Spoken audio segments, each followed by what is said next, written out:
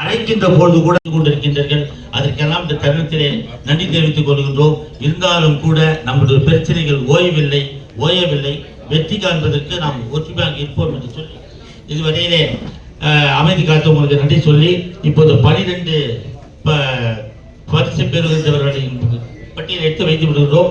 தலைவர் பேசி முடித்த பிறகு பதவியேற்பு முடிந்த பிறகு அந்த அறிவிப்பினை வழங்கும் என்று சொல்லி இப்போது அந்த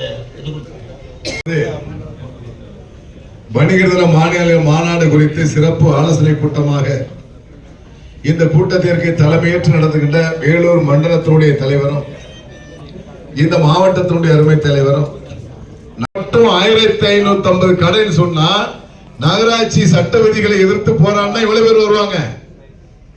கவிஞர் பேசுங்க, எவ்வளவு பேர் வருவாங்க?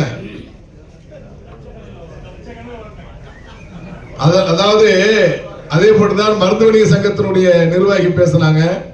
அந்த வாட்டர் லைன் எல்லாமே வரி, இது எல்லா ஊர்லயும் இருக்கிற நிலைப்பாடு. இடர்பாடு இருக்கு. ஏன்னா அந்த பஞ்சாயத்து ஏதோ பேரூராட்சி பிரச்சனை இருக்கு.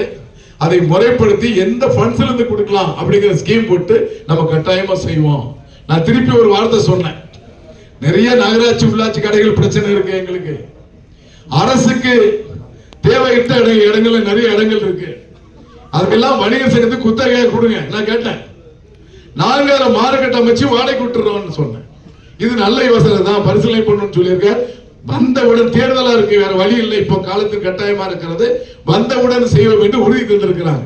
அதுக்கு என்ன பாடுபட்டாலும் தமிழ்நாடு வணிகர் சங்க பேரமைப்பு உங்களுக்கு உதவிடும் என்பதை தெரிவிச்சுக்கிறேன் தெளிவா. இந்த மாநாடு வருஷம் நடத்துறோம். ஏன் வருஷம் நடத்துறோம்? இப்போ ஒவ்வொரு அரசியல் கட்சிகள் மாநாடு நடத்துறாங்க. எப்படி நடத்துறாங்க? கூட்டம் நடத்துறாங்கல்ல. யாரும் போவாதீங்க, தயவுசெய்து அமருங்க. புதிய போறோம்.